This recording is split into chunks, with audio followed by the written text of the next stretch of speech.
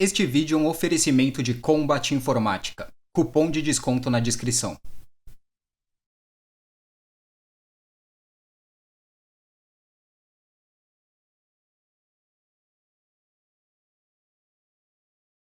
Apesar de afetar a vida de milhões de pessoas pelo mundo, a demência ainda é uma condição pouco compreendida e muitas vezes estigmatizada e usada de forma pejorativa. A demência nada mais é do que um grupo de sintomas cognitivos mais prevalentes em pessoas idosas que afeta as funções diárias, sendo o principal deles a perda da memória. Quanto mais a idade avança, mais comum a demência se torna. Podendo variar, ela costuma dar os primeiros sinais por volta dos 65 anos e aos 80, 1 a cada 4 pessoas apresenta sintomas de demência no Brasil. Não existe uma causa específica. Estresse, abuso de substâncias, concussões e até fatores genéticos podem elevar o risco, mas é algo que pode acontecer a qualquer um de nós. Além de ser comum, a demência também pode ser considerada uma das condições mais brutais que um ser humano pode experienciar, já que ela avança progressivamente e não tem cura. Para a pessoa afetada, isso significa a perda gradual de todas as memórias e, consequentemente, do senso de identidade e realidade, tendo a mente corroída por confusão e delírios até os últimos momentos de vida. Esses dias, nas minhas navegações pelo YouTube, apareceu uma recomendação que me intrigou bastante. A thumbnail imediatamente atraiu minha atenção e me deu uma sensação esquisita. O título do vídeo era The Caretaker Everywhere at the End of Time, estágios 1 a 6 completo, e tinha 6 horas e meia de duração. Clicando no vídeo, eu descobri que se tratava de um álbum de música experimental. Me soou como algo entre drone e noise music. Mas o YouTube tá cheio desses experimentos. Dessa forma, a princípio, eu achei que não teria nada de muito especial para ver por lá. Mas foi aí que eu me deparei com o número de visualizações. Mais de 7 milhões em um período de menos de 2 anos. Para um álbum conceitual, de um gênero não necessariamente popular, de 6 horas e meia de duração, esse número me pareceu estranho. Nesse momento, eu percebi que havia algo a mais ali. Na verdade, eu estava diante de um dos maiores fenômenos recentes da internet.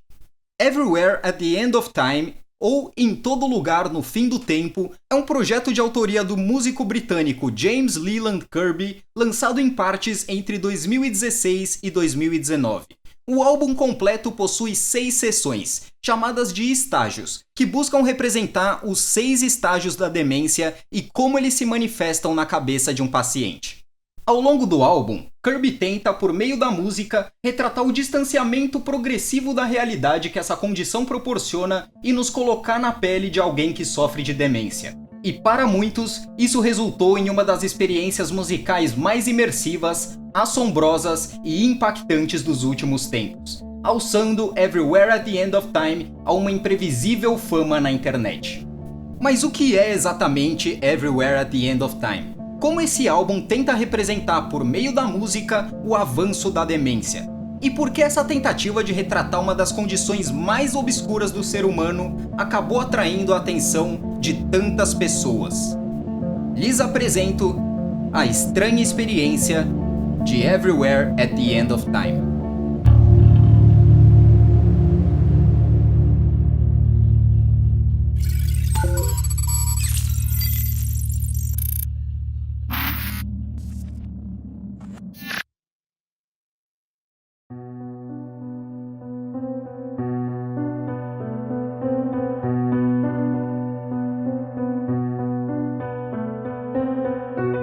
A tentativa de retratar os avanços da demência por meio da arte já existe há algum tempo.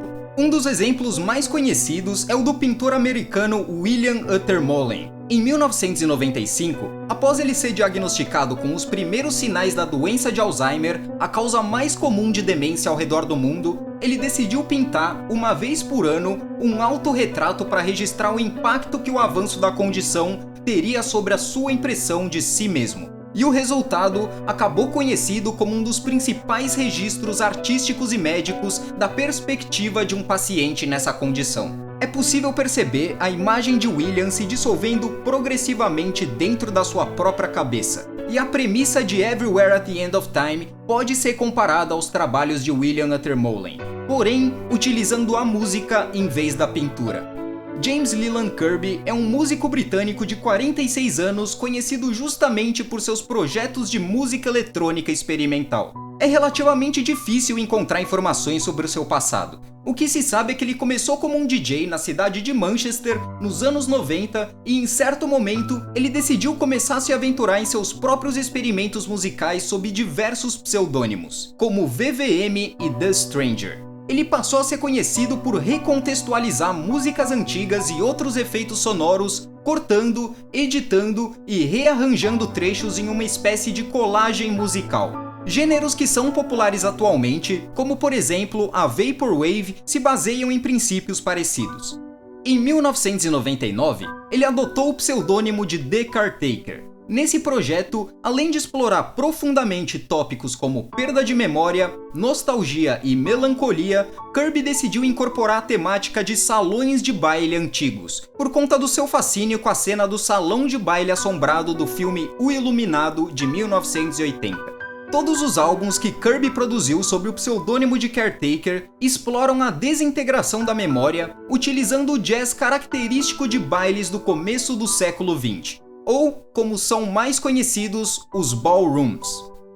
Para o seu último projeto sob o nome de Caretaker, Kirby quis capturar a sensação de como é ser um paciente com demência.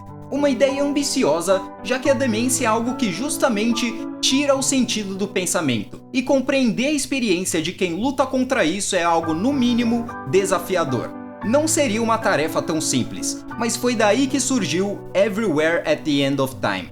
Um álbum de 6 horas e meia de duração que pretende ilustrar a dissolução gradual da memória ao longo de 6 partes que representam os 6 estágios da demência.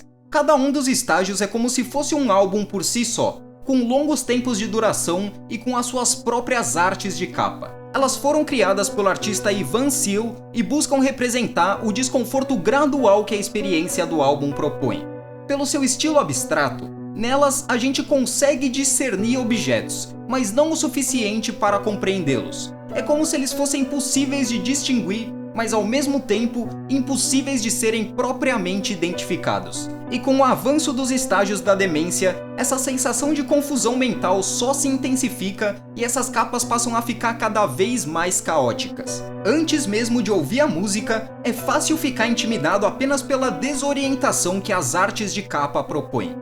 Toda a música foi produzida digitalmente, mas consegue reproduzir a sonoridade de uma gravação analógica de uma forma surpreendentemente fiel. Cada estágio de Everywhere at the End of Time seria lançado separadamente ao longo de 3 anos, sendo o primeiro estágio lançado em 2016 e o último em 2019. Dessa forma, Everywhere at the End of Time seria de longe o projeto mais ambicioso da vida de James Leland Kirby. E o resultado, para muitos que vêm descobrindo o álbum nessa onda de interesse internet afora, é uma das experiências sonoras mais fascinantes dos últimos tempos. Acho que agora é uma boa hora para começar a falar sobre a música de Everywhere at the End of Time.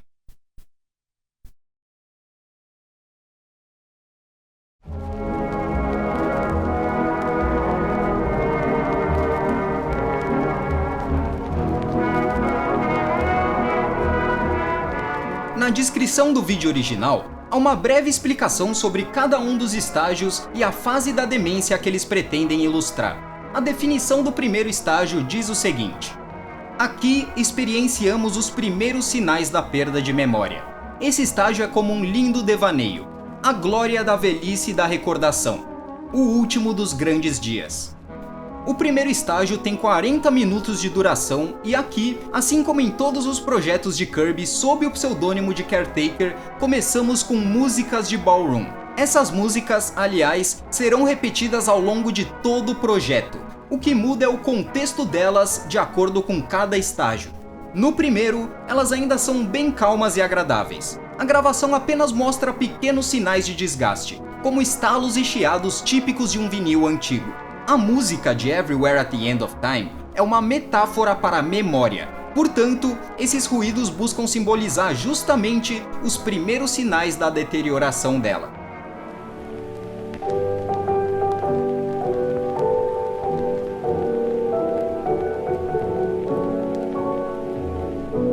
A música, característica dos anos 30, transmite a sensação de uma lembrança distante, mas estimada. Kirby tenta colocar o ouvinte na pele de alguém que já tem uma idade avançada e se lembra com nostalgia dos bons momentos da vida.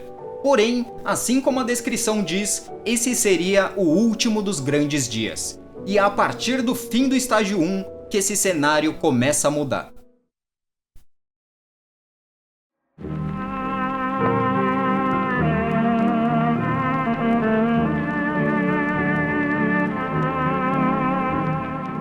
O segundo estágio é a autorrealização e consciência de que algo está errado com a recusa em aceitar isso. Mais esforço é feito para lembrar, de forma que as memórias podem ter uma forma mais longa com um pouco mais de deterioração na qualidade. O humor pessoal é regularmente mais baixo do que no primeiro estágio, em um ponto antes da confusão começar. Aqui, temos mais ou menos o mesmo tempo de duração e ainda é possível ouvir as músicas. Elas continuam apresentando distorções, mas o que muda é a presença e a intensidade delas. Mais barulhos desconexos e incômodos começam a aparecer no meio das músicas. Os intervalos entre uma faixa e outra ficam mais demorados, e esse espaço é preenchido com diversos tipos de ruídos.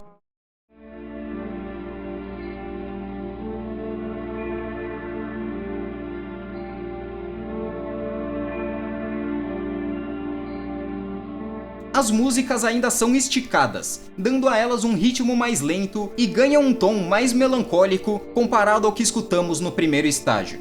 Isso tudo passa uma sensação de que estamos nos agarrando às memórias enquanto lutamos contra algo errado que começa a aparecer no meio delas. É aí que começa o estágio 3.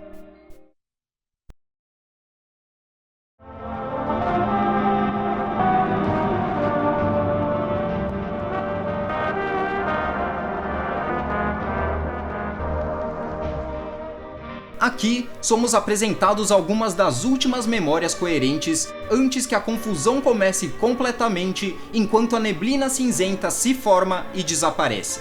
Os melhores momentos foram lembrados. O fluxo musical em alguns pontos é mais confuso e emaranhado. À medida que avançamos, algumas memórias singulares se tornam mais perturbadas, isoladas, quebradas e distantes. Essas são as últimas brasas de consciência antes de entrarmos nos estágios de pós-consciência. No terceiro estágio, a própria atmosfera da música fica mais distorcida. As músicas começam a ganhar efeitos exagerados de reverberação e eco, por exemplo, gerando uma certa dissonância e um sentimento de desconforto. O tom da música também muda. As transições começam a ficar diferentes. Em alguns casos, entre uma música e outra, essa reverberação continua soando por longos períodos de tempo. Em outros, começam a acontecer interrupções com cortes súbitos no meio da faixa, como uma memória que não tem continuação.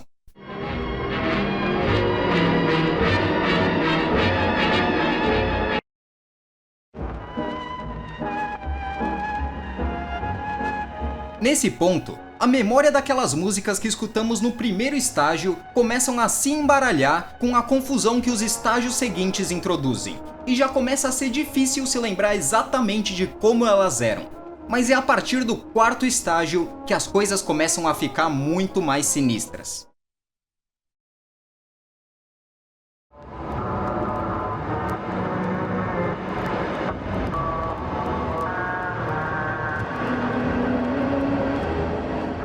O estágio 4 de pós-consciência é onde a serenidade e a capacidade de recordar memórias singulares dão lugar a confusões e terror. É o início de um processo eventual em que todas as memórias começam a fluir por meio de entrelaços, repetição e ruptura. O estágio 4 é muito mais longo do que os anteriores, possuindo 90 minutos de duração. Aqui, as distorções e barulhos já começam a se sobressair à música em si, aumentando a sensação de confusão e medo. No meio de todo esse caos, começa a ser difícil identificar qual é a música que você está ouvindo. Camadas de diferentes canções começam a se sobrepor, dando a impressão de que todas elas estão ocupando o mesmo espaço ao mesmo tempo.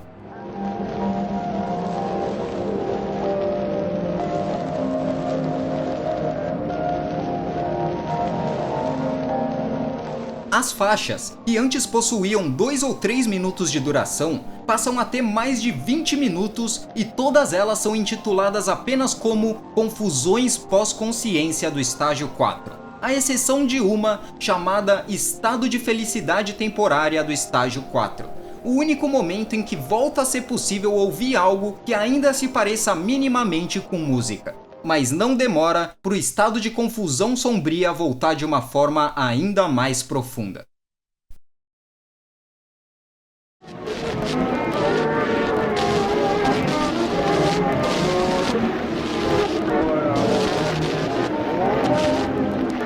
O estágio 5 de pós-consciência é confusão e terror. Entrelaçamentos, repetições e rupturas mais extremas podem dar lugar a momentos mais calmos. O desconhecido pode soar e parecer familiar. Muitas vezes, o tempo é gasto apenas no momento que leva ao isolamento. A impressão que se tem ouvindo os 90 minutos do estágio 5 é a de desesperança. São as últimas tentativas e esforços para se lembrar de algo minimamente coerente. Parece que as músicas são esticadas ao extremo, mas com a quantidade de distorções e trechos de outras faixas sobrepostas, fica praticamente impossível ter alguma noção do que está acontecendo.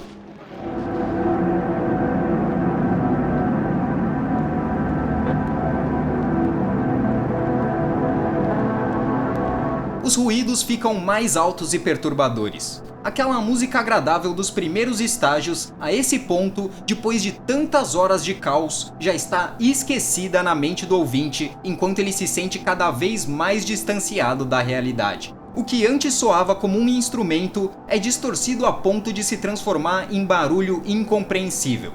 No estágio 5, a sensação de desconforto chega a um ponto em que é difícil continuar ouvindo. Porém, em determinado momento, os barulhos frenéticos começam aos poucos a silenciar. E é aí que entramos no estágio final.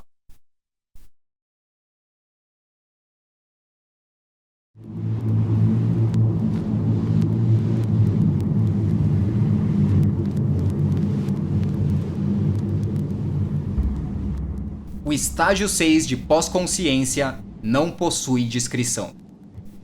O estágio 6 possui apenas 4 faixas de mais de 30 minutos cada uma. Nesse ponto, encontrar qualquer semelhança com a música dos primeiros estágios é simplesmente impossível. Aqui, não estamos mais em contato com a realidade. Não estamos mais tentando lutar contra isso. O que se ouve é apenas tons sustentados por longos períodos de tempo, com um grau de reverberação e eco que passa a impressão de algo tão distante que a essa altura é inalcançável. Os ruídos ainda existem, mas em vez de súbitos, agora eles são mais constantes e contínuos. O caos e o frenesi deram lugar a uma sensação de paralisia e dormência. Nesse ponto, o anormal já virou normal. E é assim, entregue, que o estágio 6 se arrasta, até os 10 minutos finais do álbum. Um momento que, para muitos, alçou Everywhere at the End of Time ao patamar de obra-prima. De acordo com descobertas recentes da neurologia, a área do cérebro responsável pela memória musical é a última a ser afetada pelo Alzheimer. Mesmo nos últimos estágios da demência, é possível ver pacientes cantarolando alguma melodia, apesar de todas as outras funções mentais estarem comprometidas. Nesses casos, a música é literalmente a última memória. E é daí que vem a genialidade da ideia de James Leland Kirby de utilizar a música para retratar a demência. Na última faixa do último estágio, mais precisamente nas 6 horas, 24 minutos e 14 segundos de álbum, os barulhos que vínhamos escutando, de repente, cessam. Após alguns segundos de completo silêncio, é possível ouvir algo que parecia impossível. Algo que parecia distante demais para ser experienciado de novo. Nessa hora, inexplicavelmente, começa a tocar música.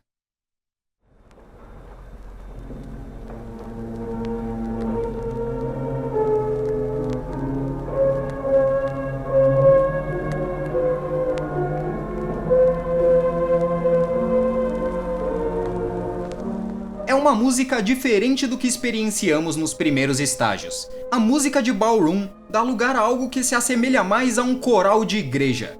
Ela é melancólica e aguda, mas ainda assim é música. Até mesmo os ruídos vão embora em um último momento de paz. Especula-se que isso seja uma analogia à lucidez terminal, ou lucidez paradoxal, um fenômeno em que pacientes com demência despertam para um último momento de clareza logo antes de falecerem, chegando até a conseguirem conversar normalmente com familiares depois de anos em suas últimas horas de vida. A última música é a última memória, um último instante de coerência e sentido antes do fim, um último suspiro de vida. À medida que a última nota soa, a última memória desaparece. A mente desaparece. E Everywhere at the End of Time termina com um último minuto de silêncio que representa a morte.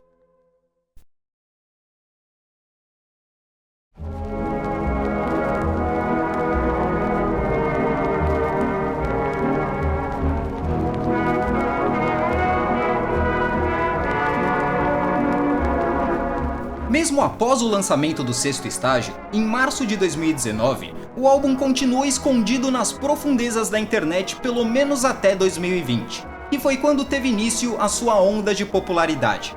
Ainda é incerto qual teria sido o exato catalisador disso, mas foi a partir de julho que o interesse por Everywhere at the End of Time começou a crescer de forma exponencial e orgânica. À medida que o tema chegava ao conhecimento público, mais e mais conteúdo passou a ser produzido sobre o assunto nas mais diversas plataformas, enfatizando os aspectos perturbadores e emocionais do projeto.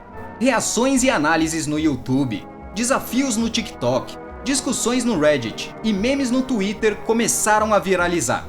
Nos últimos meses, o interesse no álbum se tornou uma verdadeira bola de neve, atingindo e fascinando um número cada vez maior de pessoas e se tornando um verdadeiro fenômeno da internet. Além do sucesso com o público, o álbum ainda foi recebido com aclamação pela crítica por sua originalidade e seu impacto.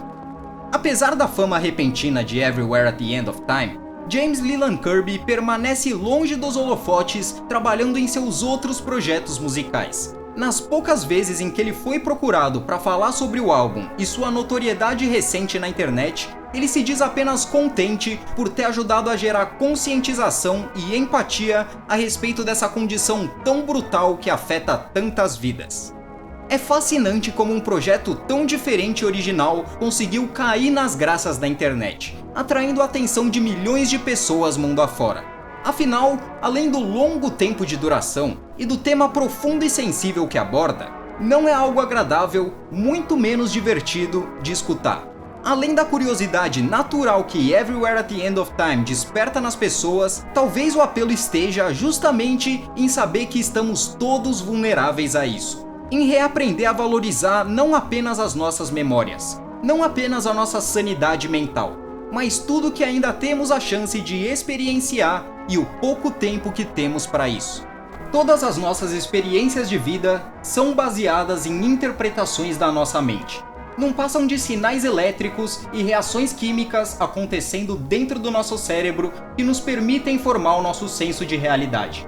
Interpretar o mundo à nossa volta, conhecer a nós mesmos, reconhecer aos outros, pensar, sentir, planejar, tomar decisões, raciocinar. Absolutamente tudo o que fazemos e somos é produto da nossa mente. Uma ilha isolada no meio de tantas outras ilhas também isoladas. Pensando dessa forma, nenhum de nós existe fora da nossa própria cabeça. E se um dia formos jogados para fora dela, para onde vamos? O que acontece quando temos todas as nossas memórias e experiências de vida dissolvidas? Qual é a sensação de quando tudo é tirado de nós e a realidade para de fazer sentido? Talvez a gente nunca descubra a resposta para isso, mas é justamente para responder a perguntas impossíveis que existe a arte. E é por isso que Everywhere at the End of Time acabou atingindo o reconhecimento que merecia. Nunca saberemos se o álbum realmente capturou o sentimento de como é sofrer com demência, mas pelo menos ele gerou conscientização e empatia, ressoou com milhões de pessoas e, mais importante, nos fez sentir algo. E se esse não é o objetivo final da arte, eu sinceramente não sei qual é. Seja bem-vindo à internet.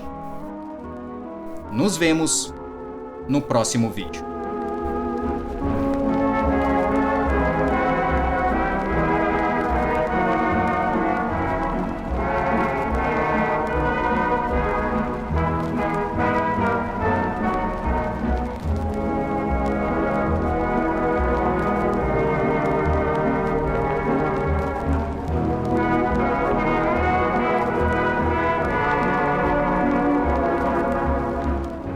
Para experienciar Everywhere at the End of Time do jeito certo, é essencial ouvir ele em um fone massa. Então, se você tiver de bobeira aí, por que não dar uma passada lá no site da Combat Informática e dar uma olhada nos headsets que eles têm? Além de fones, eles têm todo tipo de periféricos e peças de PC que você pode imaginar. Tudo por um preço bem justo. Clica lá no ícone de WhatsApp no canto inferior direito se tiver qualquer dúvida ou pedido, o atendimento deles é super rápido, eles manjam tudo e estarão felizes em te ajudar. Não esquece de usar o cupom IGORDÃO para ter um descontinho nas suas compras também. Aproveita e segue eles lá no Instagram e no YouTube, onde rola unboxing dos produtos e muito mais. Os links estão na descrição. Muito obrigado ao pessoal da Combat Informática por apoiar o canal.